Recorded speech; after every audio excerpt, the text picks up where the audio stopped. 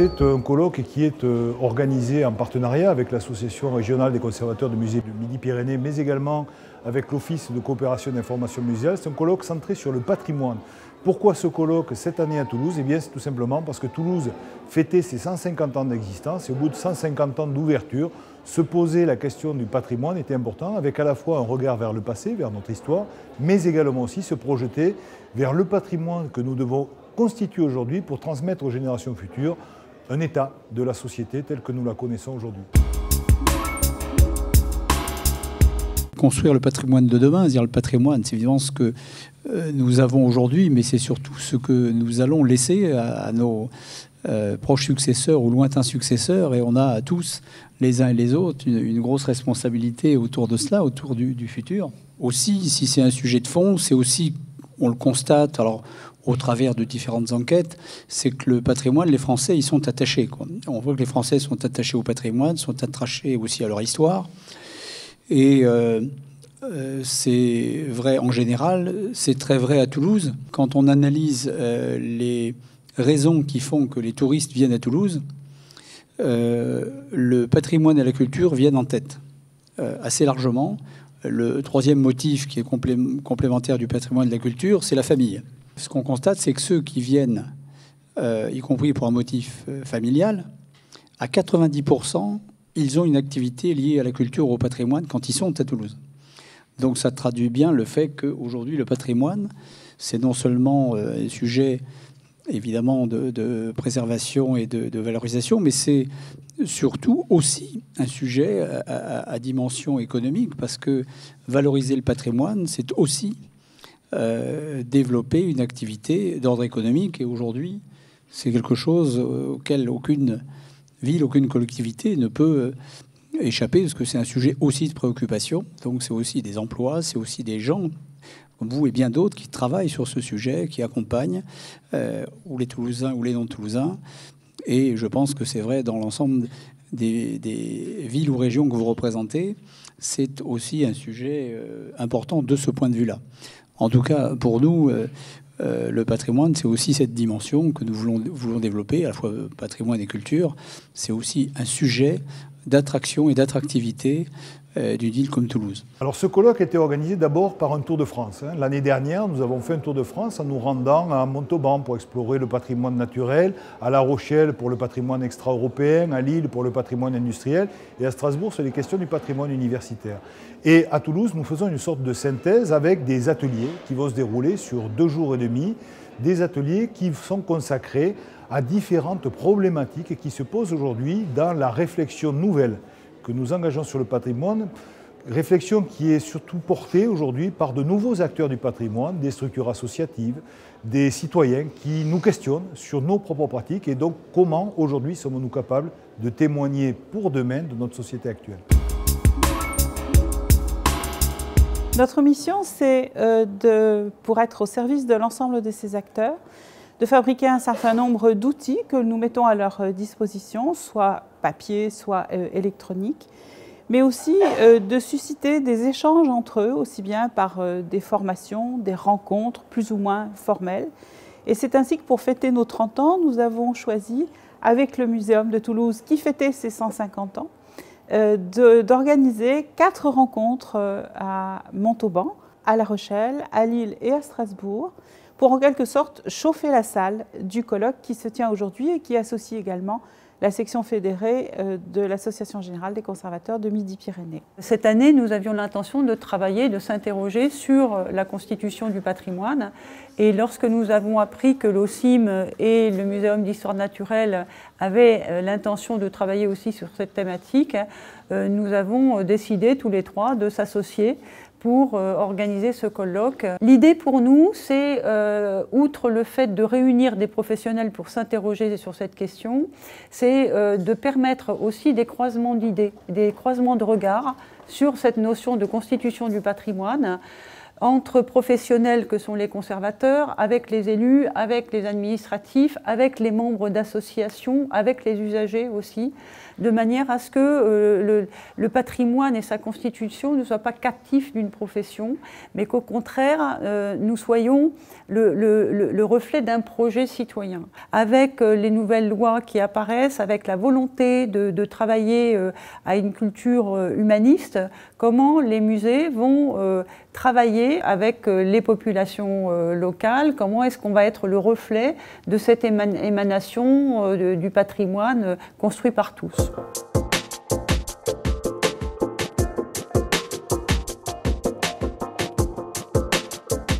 L'exposition Les Aventuriers que nous avons actuellement, c'est l'exposition qui marque notre anniversaire. C'est une exposition où on explore nos 2,5 millions d'objets dans nos collections, avec une sélection bien entendu, mais d'objets qui sont signifiants de notre patrimoine. Objets que nous avons choisis méticuleusement et qui montrent d'une certaine manière ce que nous avons hérité de nos prédécesseurs.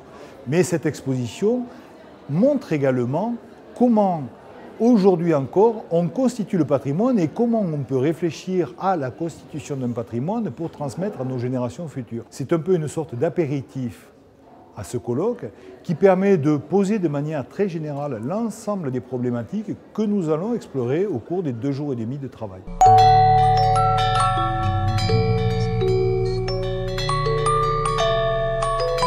On propose aux participants du colloque de se mettre dans la peau d'un visiteur et d'être dans l'action et de vivre cette expérience, de proposer un objet qui aurait un témoignage pour les générations futures sur notre environnement, sur notre société. Qu'est-ce qu'ils auraient à transmettre aux générations futures? Ça permet encore de nourrir la réflexion sur le patrimoine de demain et sur les questions qu'on se pose aujourd'hui sur notre société, qu'est-ce qui intéresse les gens. Ça permet aussi, quand on collecte à plusieurs comme ça, c'est de juste ne pas être sur des témoignages isolés, mais en fait l'ensemble des témoignages va être vraiment intéressant, comme un cliché d'aujourd'hui sur nos préoccupations. Patrimoine de demain, on va être en réflexion sur l'objet en tant que patrimoine, mais il y a du patrimoine immatériel. On lance une réflexion collective pour que tous ces témoignages puissent enrichir les réflexions professionnelles et citoyennes. Donc on est plus dans une idée de transmettre un message plutôt que de conserver dans nos collections.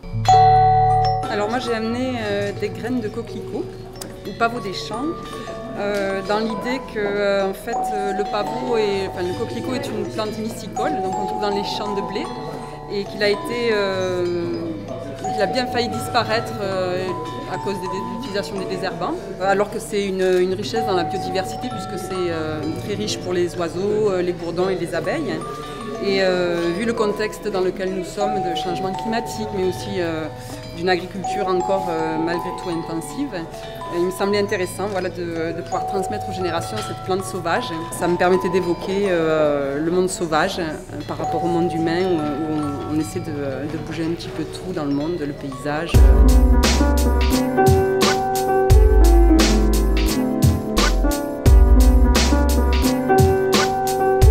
Nous sommes à la soirée détente d'un colloque sur le patrimoine. Et nous avons choisi de présenter un certain nombre de vins issus de la région Midi-Pyrénées et de la région Languedoc-Roussillon. Mais nous nous sommes efforcés de choisir des vins qui sont issus de cépages typiques de nos régions. Nous avons choisi des viticulteurs qui vivent dans les mêmes fermes. Les familles vivent dans les mêmes fermes depuis les années 1550. Donc on a des gens qui sont passionnés de leur métier et qui utilisent des méthodes traditionnelles. Donc je pense que nous sommes en plein dans le patrimoine.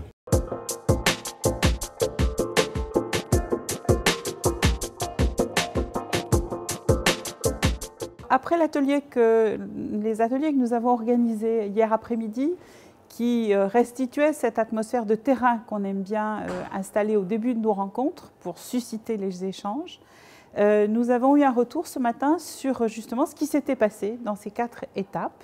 Et les collègues ont choisi ce qu'ils voulaient restituer de ces échanges. Et nous allons avoir de nouveau une discussion en fin de matinée pour rebattre les cartes. L'idée, c'est bien de partager ces questionnements entre professionnels dans un libre propos qui est à la fois de respect, mais aussi aller au bout, le plus possible au bout des choses pour être d'autant plus fort, pour assumer nos missions qui sont à la fois de conservation, mais aussi de partage. C'est une vraie rencontre entre les professionnels et les élus.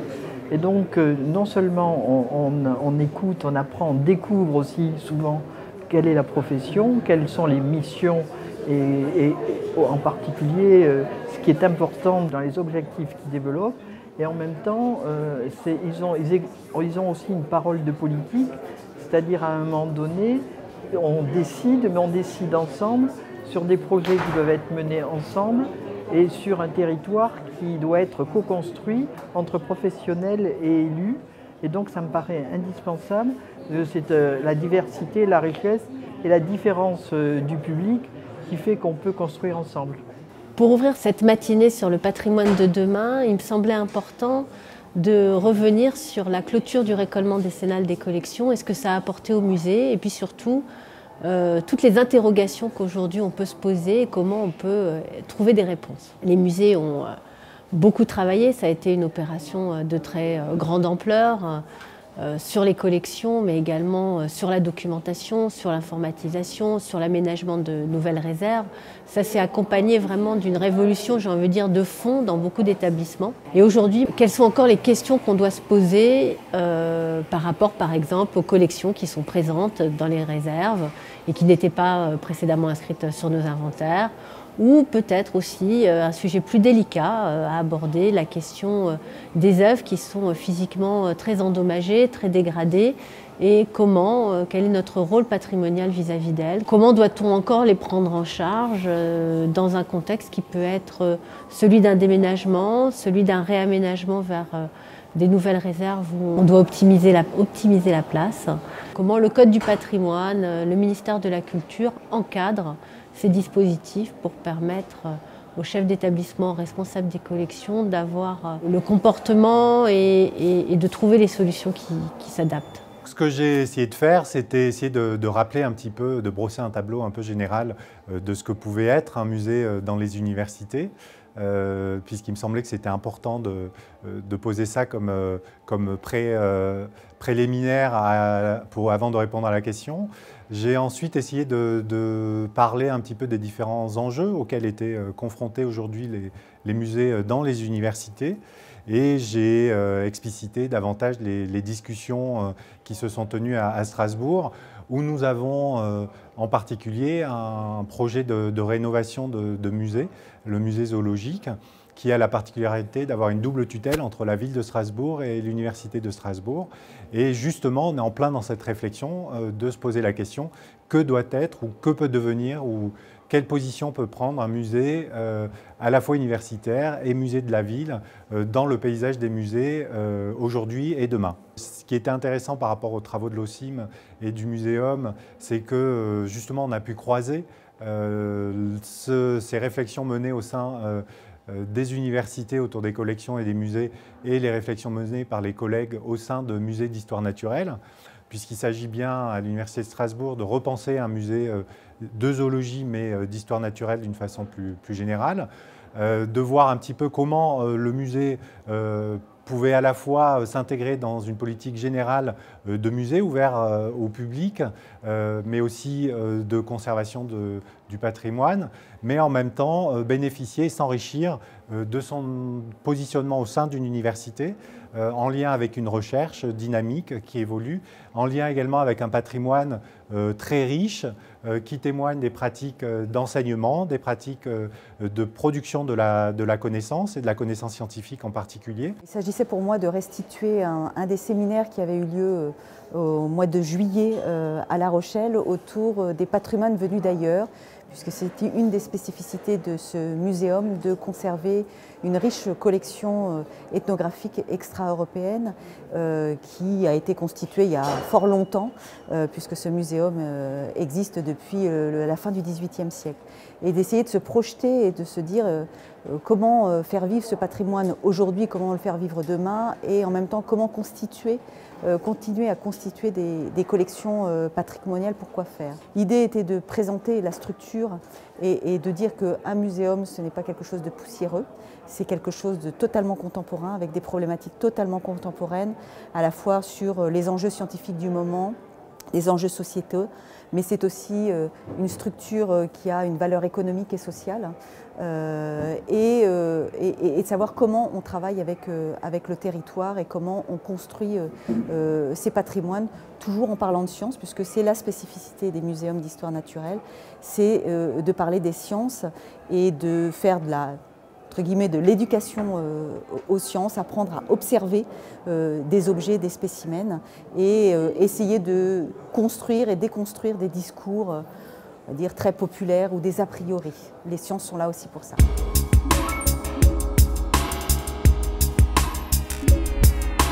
Le contenu de ma conférence aujourd'hui était de rendre compte d'un atelier qui a eu lieu à Lille début septembre.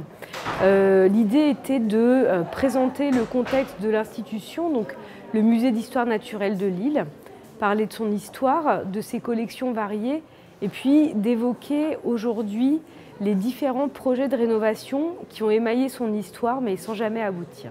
Aujourd'hui, nous travaillons toujours à un projet de rénovation. Alors un projet qui mêle les 4 collections que le musée conserve, c'est-à-dire des collections de zoologie et de géologie, et aussi des collections de sciences et techniques et d'ethnographie. Et demain, on souhaite avoir un musée qui sera plus qu'un musée d'histoire naturelle, un musée de sciences et de société, un musée humaniste avec l'homme au cœur du discours. Et demain, un nouveau musée, on espère. Ma présentation visait à rendre compte d'un atelier qui s'était passé quasiment il y a 1 an jour pour jour à Montauban, et qui était le premier atelier préparatoire de ces journées aujourd'hui sur le patrimoine de demain. Et forcément, quand on construit un projet pour le muséum, on est obligé effectivement de se poser la question de ce qu'on va conserver pour demain et du patrimoine qu'on va constituer pour demain. C'est des choses auxquelles je réfléchis encore et qui seront nourries par les échanges qui ont lieu actuellement sur ces 2 journées et qui sont riches d'enseignements pour cette réflexion.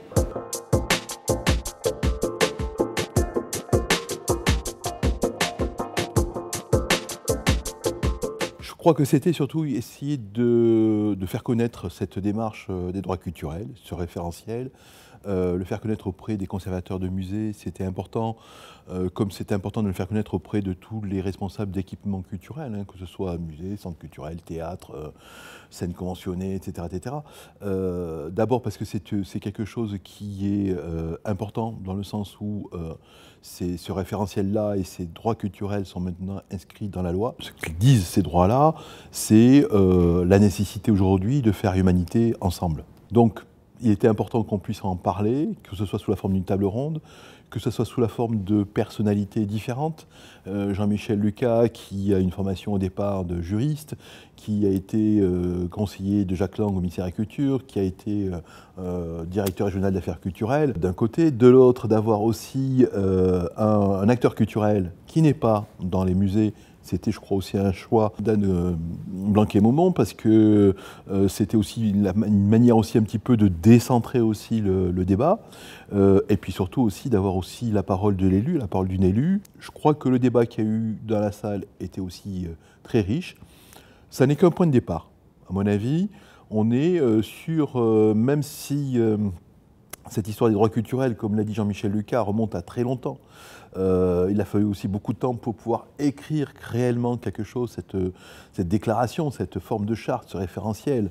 De 2007, c'est pas si vieux que ça. Il faut du temps, je crois qu'il faut du temps aussi pour que nous, acteurs culturels, on s'empare de cela, pour qu'on puisse aussi mettre cette démarche-là en débat aussi avec nos élus, qui sont eux les porteurs premiers de cette démarche-là, qui doivent aussi s'en servir et se l'approprier, quel que soit leur bord politique, puisque la loi NOTRe, elle a été discutée et validée dans 2 assemblées différentes, politiquement, aux couleurs différentes, le Sénat d'un côté et l'Assemblée nationale de l'autre. Donc on est quand même sur quelque chose qui ne peut faire que consensus, surtout aujourd'hui, Moi, je dirais surtout aujourd'hui, par rapport à tout ce qu'on a pu vivre ces derniers temps, par rapport à ce qui a pu se passer avec Charlie, ce qui a pu se passer aussi le 13 novembre, essayer de refaire Humanité Ensemble, c'est extrêmement important.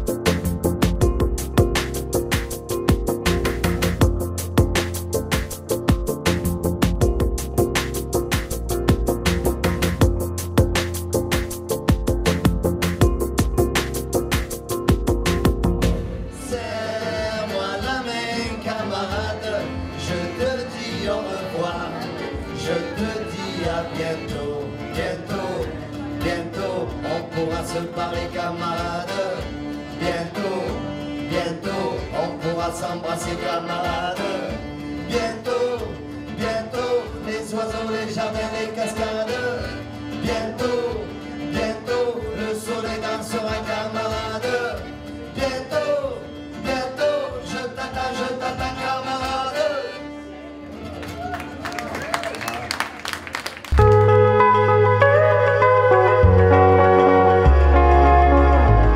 J'ai présenté avec ma collègue Muriel Lefebvre un programme de recherche qui vient de débuter sur les processus de patrimonialisation au sein de l'Université de Toulouse.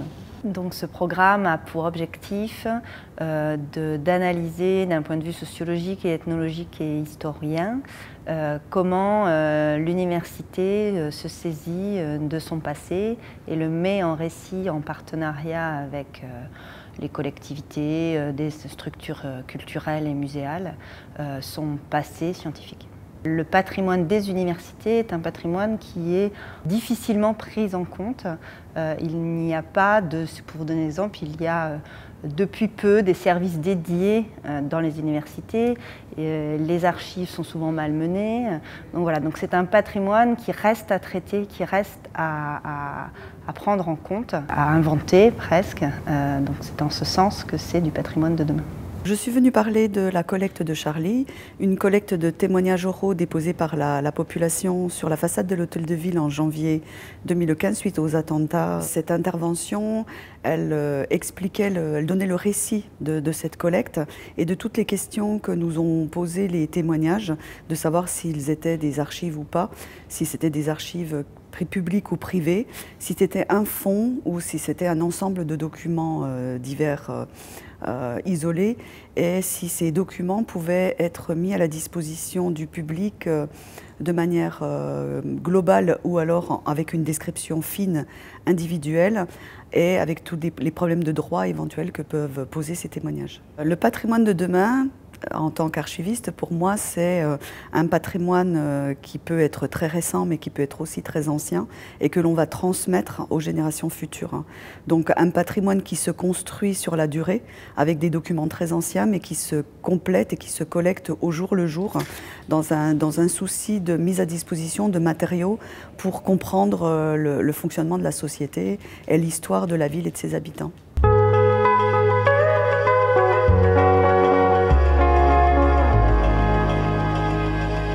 Pour nous, dire patrimoine, c'est dire droit commun. Pour nous, dire patrimoine, c'est dire notre place ici. Pour nous, dire patrimoine, c'est dire présence définitive. C'est dire, voilà, ça y est, c'est comme ça. On est en France. Bon, moi, j'y suis né, mais voilà. Donc, une espèce de on comme ça, un peu générique. Donc, c'est dire ça. Donc, c'est pour ça que nous, ça nous plaît bien de parler de patrimoine. Et après, il y a une réalité. Parce que quand on parle des processus de patrimonialisation, il n'y a pas de raison que s'il y a des mouvements de société autour de ce sujet-là, il n'y a pas de raison, absolument aucune, que les mémoires de l'immigration ne soient pas dans ce processus-là.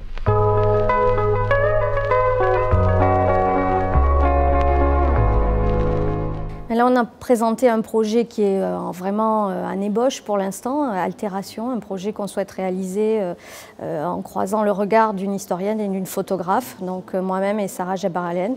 Un projet qui vise à s'interroger sur la problématique du patrimoine à partir de l'expérience de témoins choisis parce que finalement ils vont nous parler et permettre à travers leurs archives de documenter une évolution d'un territoire qu'ils ont connu, et un territoire vécu, perçu. C'est un projet d'approche qualitative en fait, qui est un projet qui part d'individus qui essayent de documenter leur expérience et de recueillir leurs paroles, et à chaque fois en s'interrogeant sur une problématique d'écologie politique en fait, qui interroge aussi nos modes de développement et leur évolution dans le temps. Donc par exemple, on a rencontré un ancien maraîcher des quartiers nord de Toulouse qui a récemment quitté ce territoire qui a été complètement transformé à l'échelle des dernières années, des dernières décennies. Un petit mot peut-être pour commencer sur la Cinémathèque de Toulouse, qui est une institution patrimoniale, culturelle à Toulouse importante, qui a fêté ses 50 ans en 2014 et qui conserve aujourd'hui une collection de films, d'affiches de cinéma également, une collection donc très importante qui est considérée comme un des plus grands fonds européens.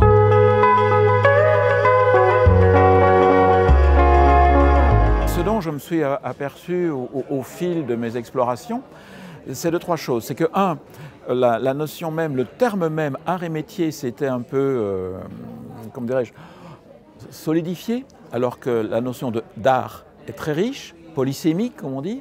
La notion de métier l'est tout autant. Et donc, il y aurait moyen, en matière de renouvellement du musée, de jouer sur art et métier. Un. Deux, les publics sont également quelque peu solidifiés aujourd'hui. Ils aiment ce musée, ils y viennent, ils y reviennent.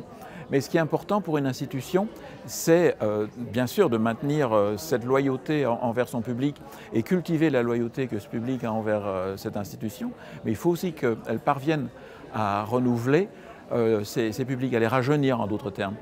Et enfin, je dirais que le troisième constat pour moi était de voir que les 7 domaines qui structurent le musée risquent aussi j'oserais aller jusqu'à dire fossiliser ce musée, en tout cas de le rigidifier. D'où une grande idée que je propose pour couper à travers tout ça, pour renouveler les publics, pour transversaliser les domaines, c'est de réfléchir à la constitution d'un cabinet de curiosité ou d'une chambre des merveilles, comme on disait autrefois. Il s'agirait de faire appel à des artistes, lancer un appel à projet, demander à ces artistes de nous proposer des plans et des maquettes. Nous en retiendrions certaines, nous les exposerions, nous demanderions évidemment l'avis à nos publics, ce serait une manière de les engager dans le processus de manière active. Et enfin, nous choisirions une maquette qui serait alors construite grandeur nature et qui serait installée dans le musée. Et je voudrais proposer aussi que l'installation de ce cabinet de curiosité se fasse sous le regard du public, qu'il puisse au moins visuellement participer à l'installation, et enfin que tout soit filmé, de façon à garder une trace de la constitution de ce cabinet. Et il sera là un jour, dans ce musée, et il contribuera au patrimoine de demain, puisque c'était l'objet de nos journées. On peut donc construire du patrimoine à partir de pièces éparses, à partir d'une réflexion et d'une création artistique. C'est ça le message que je veux faire passer. Et in fine, ce que je veux faire passer, c'est qu'il doit y avoir une dimension onirique. Une participante de nos journées parlait de la part des anges. Il faut qu'on se sente littéralement planer dans un musée. Il faut qu'on soit pris d'un plaisir de le découvrir, plaisir d'y venir et d'y revenir. Il faut éviter de revenir à ces musées qui étaient comme des prolongements de l'école. Il faut qu'on puisse y venir dorénavant juste parce qu'on en a envie, tout simplement, sans aucune prescription, sans aucune obligation morale ou autre.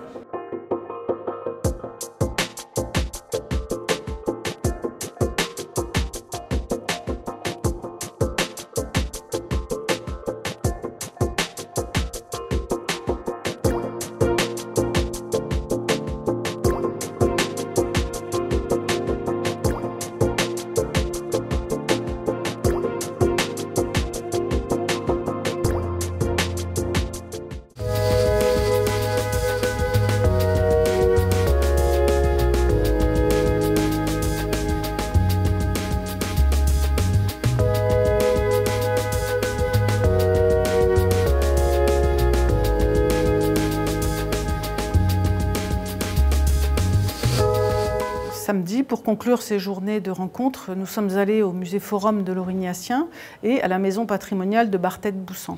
Bon, l'objectif était d'aller sur place voir d'autres projets, à la rencontre d'autres acteurs. Donc le musée Forum de l'Aurignacien est un projet très récent, qui est réellement un projet de territoire qui met en avant un site éponyme bien connu, puisqu'il a donné son nom à l'Aurignacien. Et ensuite, nous sommes allés à la maison patrimoniale de Barthète-Boussan, qui est un projet effectivement très intéressant par rapport aux rencontres que nous avons faites, puisque les acteurs de cette maison sont des particuliers, et le projet est très original, mêlant, je dirais, la préservation d'un patrimoine territorial autour des céramiques de Martre-Tolosane et une création avec des résidences d'artistes qui intègrent la création contemporaine. S'intéresser au patrimoine de demain, c'est essentiellement s'intéresser finalement aux personnes à qui on destine ce patrimoine et s'intéresser aux personnes qui font l'histoire.